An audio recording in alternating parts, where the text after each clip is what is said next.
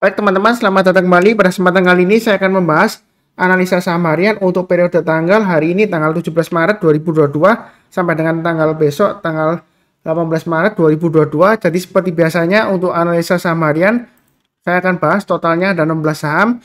Untuk bagian pertama saya akan bahas 8 saham, nanti di bagian kedua saya akan bahas 8 saham yang lainnya.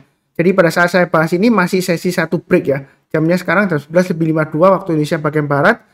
Tujuannya saya bahas pada saat sesi 1 break adalah nanti setelah saya bahas, kemudian saya upload videonya di YouTube ya. Jadi Anda ada kesempatan untuk menonton, dan kalau misalnya masih bagus sesuai dengan apa yang saya bahas, masih di atasnya garis yang sudah saya bahas, maka di sanalah kesempatan Anda untuk buy dan juga untuk pasang trade stop atau stop loss misalnya kalau misalnya gagal ya, seperti itu ya. Jadi ada kesempatan sebelum marketnya tutup bisa buy atau pasang trade stop atau stop loss kalau misalnya ada yang belum pasang ya, seperti itu ya. Saya mulai langsung dengan yang pertama adalah Bank Rakyat Indonesia atau BBRI. Jadi kenaikan BBRI hari ini masih naik, tapi candlenya sepertinya sudah kelelahan ya Pak Sunar ya. Seperti itu ya. Kalau kita lihat di sini, memang di sini asing masih net buy lumayan ya, seperti itu ya. Setelah kumdet dividen, pembagian dividen ya, kumdetnya ya, dia naik terus. Nah, di sini apakah masih bagus Pak Sunar? Sejauh ini masih cukup bagus ya. Jadi selama dia bertahan di atas 4.600, menurut saya untuk BBRI masih boleh hold ya, seperti itu ya. Jadi jangan terlalu takut. Kalau mau tambah lagi atau average up, mudah banget. Hanya hari ini kan di 4.700. Jadi kalau dia sudah berhasil naik ke atas 4.700, yang belum punya BBRI, kalau yang mau tipe yang buy high sell higher ya silakan ya. Naik ke atas 4.700 buy. Berikutnya setiap pelipatan Rp50 kalau dia naik tambah lagi atau average up ya. Masih memungkinkan untuk berusaha untuk breakout ke atas di sini hanya 4860 ya. Jadi kalau dia breakout ke atas 4860, targetnya masih memungkinkan ke 5000. Jadi sejauh ini selama berada di atasnya 4600 dia masih cukup bagus ya. Kalau dia turun di bawahnya 4600 maka kesempatan buy sekitar area 4360 atau 4460 ya. Dalam arti kalau dia koreksi turun di bawahnya 4460 atau 4360, kita belinya kalau dia sudah berhasil rebound atau mantul ke atas 4360 ya, atau 4460. Jadi tergantung yang mana ya. Jadi contohnya seperti ini. Dia koreksi-koreksi kemudian dia berhasil rebound ya besoknya ya. Nah di sinilah kesempatan kita untuk buy. Seperti itu ya. Pasang aja automatic order buy. Jadi nggak perlu dilihatin setiap hari ya, setiap waktu ya. Nanti tambah stres ya. Jadi pasang automatic order buy. Kalau misalnya gagal turun di bawah 4600, pasang automatic order sell ya. Kurang lebih seperti itu untuk BBRI. Jadi memang sebelumnya dia di area konsolidasi atau sideways-nya ya. Tapi sideways-nya ini dia di jalur uptrend-nya. Jadi masih cukup bagus. Kalau mau buy bertahap, boleh buy high sell higher atau buy on weakness tunggu di area 4460 sampai 4360. Nah, di sini ada area buy on weakness lagi di sekitar 4280 ya. Kalau misalnya dia masih turun lagi di bawah 4280, kita belinya kalau sudah berhasil naik ke atas 4280. Tapi kalau dia gagal bertahan di atas 4280, lebih baik saran saya jual dulu ya, seperti itu ya. Apalagi kalau turun di bawahnya, kita jangan average down ya. Karena kalau kita average down, dia turunnya bisa lebih dalam lagi. Nanti malah tambah rugi ya, seperti itu ya. Walaupun memang saham BBRI ini untuk jangka panjangnya masih cukup bagus sejauh ini ya. Fundamentalnya kurang lebih cukup ya. Berikutnya untuk BMRI. Jadi menjelang kumditnya untuk dividennya ya. Jadi dia sudah saya bahas sebelumnya, dia akan ada aksi korporasi pembagian dividen ya. Jadi jadwalnya untuk BMRI itu tanggal 18 Maret 2022, jumlahnya 360,63. Jadi per lembarnya mendapatkan hak 360,63 ya. Lumayan besar. Jadi kumditnya di pasar reguler 18 Maret. Yang artinya kalau Anda mempunyai sahamnya BMRI sampai tanggal 18 Maret, jadi kalau misalnya Anda mau jual ya harus jualnya hari Senin ya, tanggal 21 ya. Jadi kalau jualnya tanggal 18 ya nggak dapat karena harus punya sahamnya sampai 18 penutupan harus punya ya.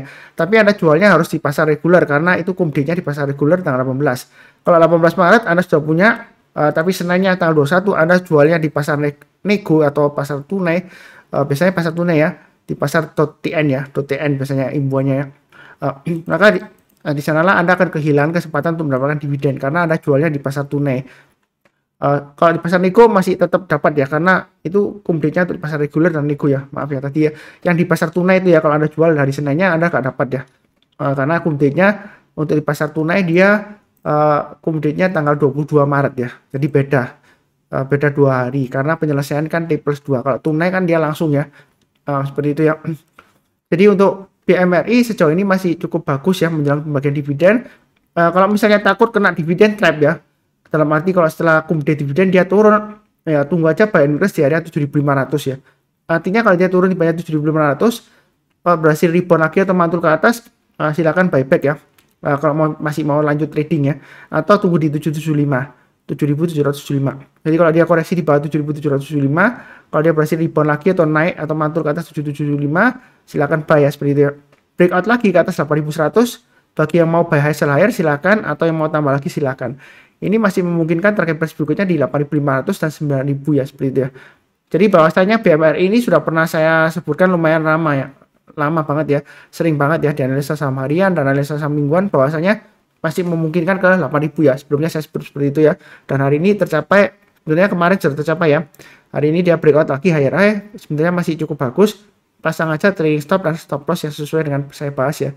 Jadi trading itu mudah kalau sudah ada acuannya, garis-garis di mana kita pasang trading stop, di mana kita pasang stop loss ya. Kurang lebih seperti itu. Berikutnya untuk BRMS. Jadi BRMS ini garis 200 sudah saya sebutkan ya. Jadi target price-nya di 200 sudah tercapai, breakout ke atas. Nah, apakah boleh buy Pak Sunar? Boleh ya. Jadi ini sebenarnya sudah saya bahas sebelumnya.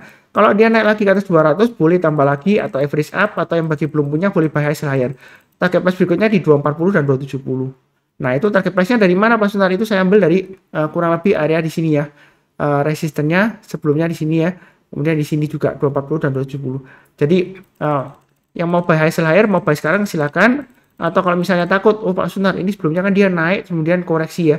Ya tunggu aja area buy and weakness di area 160 atau 170-an ya kurang lebih ya. Atau di 180, ada tiga area di sini ya. Artinya kalau buy and weakness, kalau misalnya dia koreksi, kalau dia berhasil rebound atau mantul barusan kita buy. Jadi seperti ini ya. Dia dari bawah naik breakout, kemudian dia koreksi, kemudian dia berhasil rebound mantul ke atas ya. Saya kan sudah sebutkan sebelumnya setiap lipatan Rp10 aja kalau mau buyback ya, buynya bertahap aja. Bahwasanya ini masih bagus ya uptrendnya.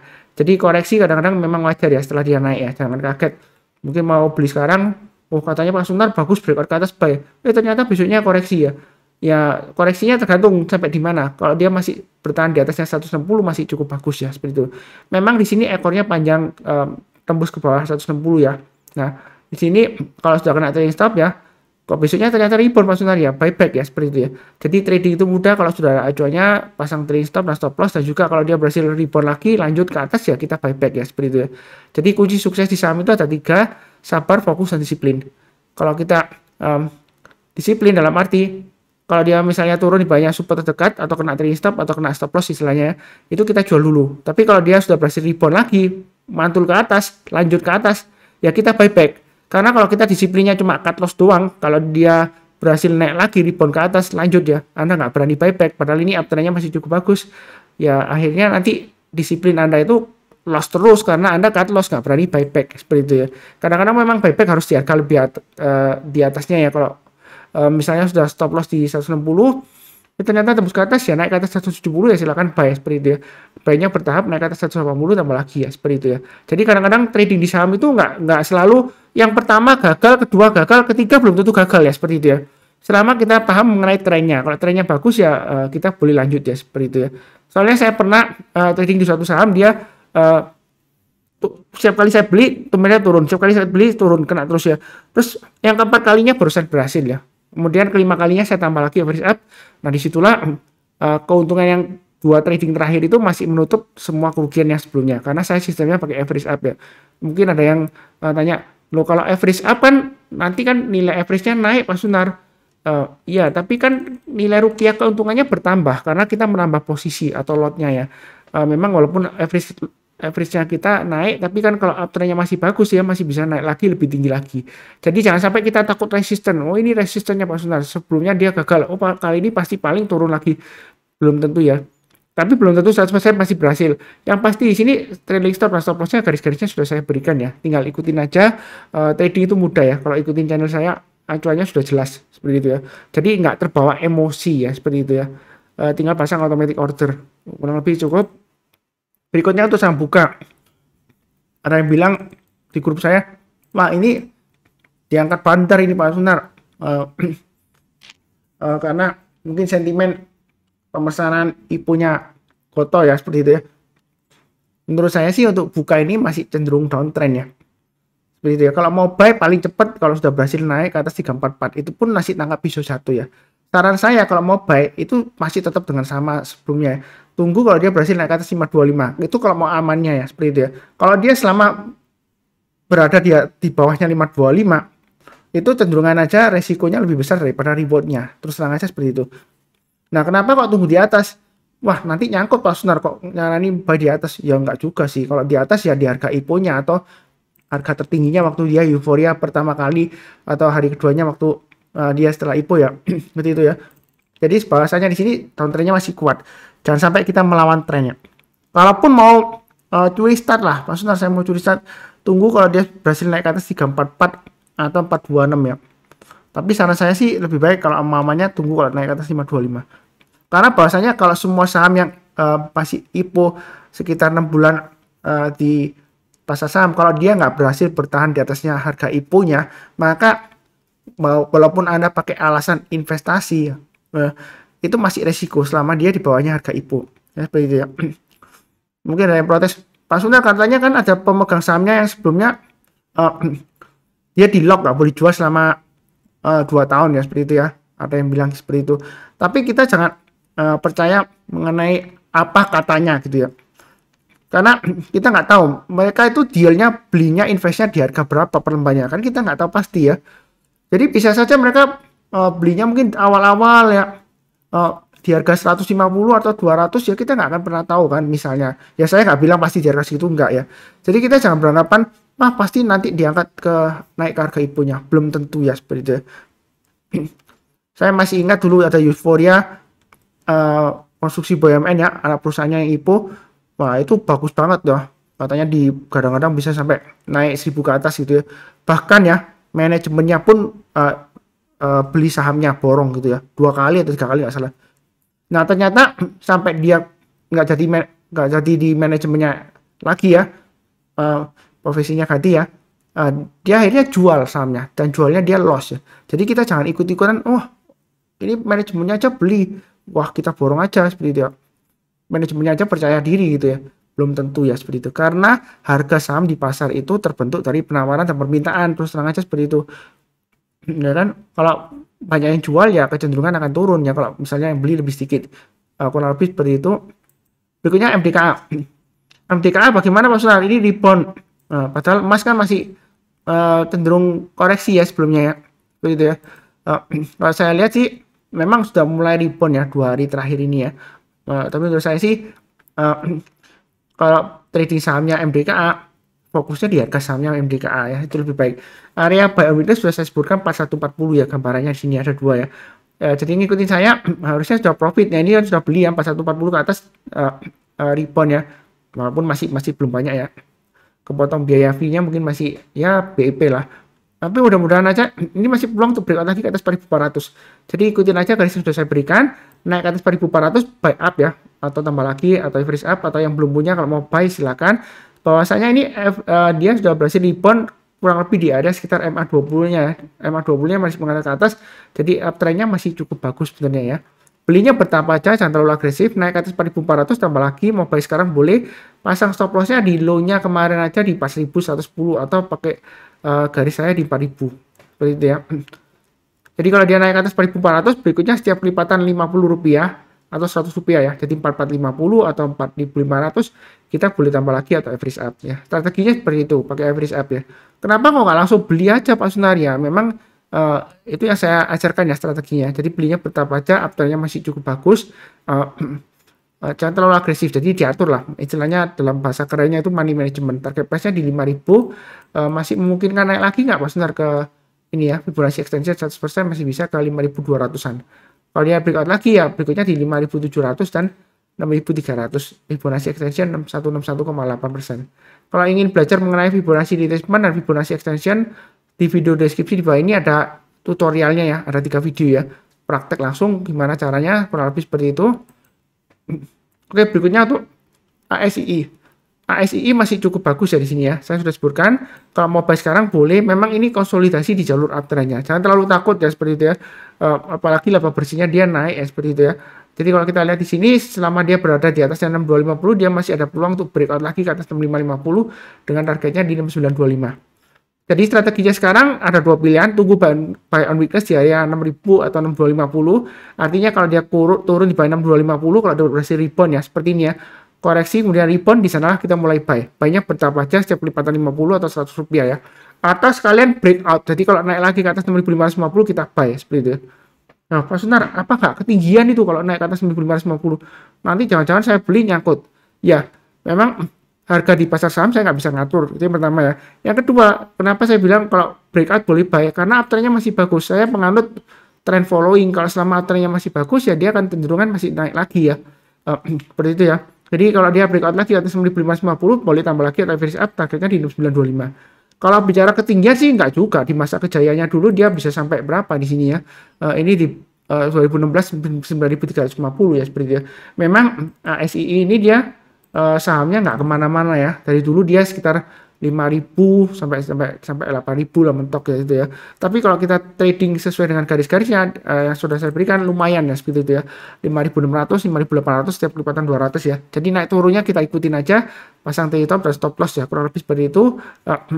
Untuk ASI saya belum buyback ya karena dananya masih belum ada. Terus terang aja masih saya alokasikan di salah satu saham favorit saya ya, BJTM, Bank Pembangunan Daerah Jawa Timur ya. Masih saya hold. Untuk big caps kebanyakan sih masih belum ada ya. ASI saya belum buyback, jadi masih tunggu aja ya. Jadi saya masih tunggu wait and see aja. Kurang lebih seperti itu, tapi bukan berarti jelek nggak ya. Uptrendnya masih bagus. Kalau mau buy high sell higher ya silakan. Jadi trading itu nggak selalu buy low sell high, nggak ya. Kadang-kadang kalau dia breakout ke atas, ya kan kita buy high sell higher, malah lumayan enak ya. Karena dia kalau breakout ya, trading breakout, dia kalau breakout ke atas volumenya besar ya seperti ini ya, breakout ke atas ya, itu dia nggak lama ya, kita profitnya nggak lama, dalam satu hari aja kita lumayan ya seperti itu. Jadi buy high sell higher juga lumayan menguntungkan, jangan takut ketinggian. Yang penting adalah pasang trading stop dan stop loss, sudah saya berikan garis-garisnya. Jadi saya itu tidak pernah menyesatkan orang lain, tidak pernah membodohin orang lain ya. Jadi yang perlu diingat itu ya, karena sebelumnya ada komentar yang ya terus terang aja memaki saya ya. Katanya saya sih membodohi orang lain dan lain-lain ya. Saya tidak pernah membodohi orang lain, yang saya ajarkan adalah benar. Kalau misalnya sudah berhasil breakout, saya sarankan boleh buy high sell higher, ya disesuaikan dengan risiko profil masing-masing, buy-nya bertahap aja. Kalau misalnya gagal, bukan salah saya, bukan karena analisa saya salah, enggak ya. Karena saya nggak bisa mengatur harga saham di pasar saham. Kalau saya bisa mengatur, saya sudah pasti jadi orang yang terkaya di dunia, bukan di Indonesia, bukan di Surabaya, di kota saya, bukan, tapi di dunia ya. Karena saya bisa atur. Jadi ini harga harus sampai naik sampai 8.000. Setelah 8.000 saya harus atur, harus turun lagi ke 5.000. Nanti saya atur lagi harus naik ke 7.000. Ya kayak raya saya seperti itu ya. Semua orang yang ikutin saya ya kayak raya seperti itu ya. Jadi saya nggak bisa ngatur harganya. Yang penting pasang trade stop dan stop loss, garis-garisnya sudah saya bantu. Enak banget kan? Berikutnya untuk NATO. NATO kalau yang ikutin saya ini sudah saya bahas ya. Sudah berhasil naik ke atas 695, saya sarankan buy. Naik ke atas 715, tambah lagi atau average up ya. Begitu ya. Jadi yang rajin ikutin saya, hari ini juga di grup saya bilang, oh terima kasih Pak Sunar, saya beli NATO. Pak Sunar bilang naik ke atas 695, saya buy. Ya memang masih belum banyak ya. Tapi di sini yang menarik adalah sideways range-nya, dia lumayan ya. Seperti itu ya. Jadi belinya bertahap aja, target berikutnya di 750 dan 780. Kalau dia naik lagi ke atas 780, jangan ragu-ragu tambah lagi.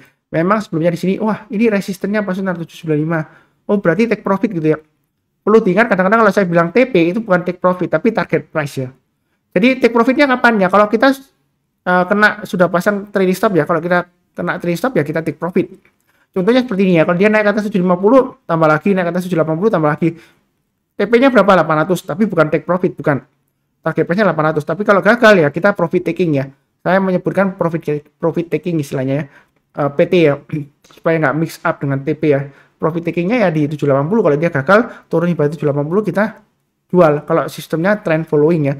Memang ini trennya masih sideways, jadi kita follow trennya ya trend sideways-nya. Jadi kalau dia gagal turun di bawahnya resistennya ya kita jual dulu. Karena bahwasanya di saham itu yang paling susah antara beli dan jual itu yang paling susah adalah jualnya. Kalau beli saham itu gampang, tinggal satu bid di atasnya aja dapat. Walaupun arah berhari-hari pasti kita tunggu, walaupun satu minggu nggak dapat, minggu depan masih dapat ya. Kalau kita mau pasti ada kesempatan koreksi. Kalau uptrendnya masih bagus. Tapi kalau jual belum tentu laku ya. Ya kita bisa aja jual di, misalnya mau jual di 1.000 ya. Tapi kalau nggak laku ya percuma ya seperti itu ya. Jadi yang susah di saham itu adalah jualnya bukan belinya. Jadi kalau kena trailing stop atau stop loss, jangan rasanya eman-eman ya bahasa Jawanya, atau sayang gitu ya. Ya, kalau uptrendnya masih bagus kita bisa buyback ya sesuai dengan risiko profil masing-masing. Kurang lebih cukup. Berikutnya untuk BEBS. Ya, area buy and sudah saya sebutkan di garis di sini yang 4.400 ya, saya kotakin sebelumnya. Nah, jadi kalau dia rebound boleh buy. Ini garis-garisnya sudah saya bantu juga ya. Naik tambah lagi, naik tambah lagi. Ternyata gagal seperti ini ya. Turun banyak 5.000 ya, pasang trailing stopnya seperti itu ya. Jadi garisnya sudah saya gambarkan enak. Nah, ini rebound lagi Pak Sunar, pasnya tuh di garis buy and sebelumnya ini 4.400 kemarin ya. Nah, ini rebound, kalau mau buyback ya silakan ya seperti itu ya. Buy-nya bertahap aja, naik ke atas 5.000 tambah lagi, naik ke atas 5.400 tambah lagi seperti itu ya. Memang ini di jalur downtrend-nya, jadi bertahap aja, jangan terlalu agresif ya. Tapi jangan terlalu takut-takut seperti itu ya. Yang penting adalah garis-garisnya sudah saya bantu ya untuk pemasangan trailing stop dan stop loss-nya. Kurang lebih sih seperti itu. Ini sudah saya bahas 8 saham. Berlanjut ke bagian kedua, 8 saham yang lainnya, Boga, BBYB, SMMT, SCMA, Harum, Indi, TPIA, dan Buka.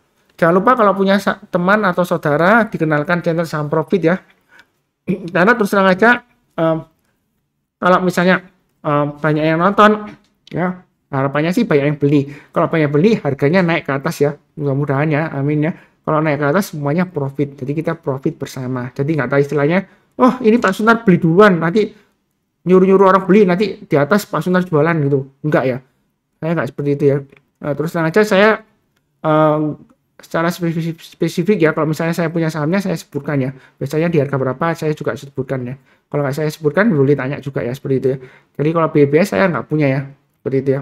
Jadi saya sudah sebutkan lagi untuk saham-saham yang sebelumnya ya. Kurang lebih sih cukup. Jangan lupa subscribe, kemudian nyalakan lonceng notifikasinya. Seperti biasanya bantu klik like ya. Kemudian saya doakan selalu semuanya selalu sehat, yang paling penting damai dan sejahtera selalu. Saya yakin ya di tahun 2022 ini semuanya akan diberkati ya. Jadi kalau sebelumnya dia ada yang gagal di saham, yuk kita mulai yang baru ya, seperti itu ya. Semangat yang baru. Jadi kunci sukses di saham itu ya sabar, fokus, dan disiplin. Kemudian yang penting adalah antusiasnya, kita harus tetap semangat ya, seperti itu.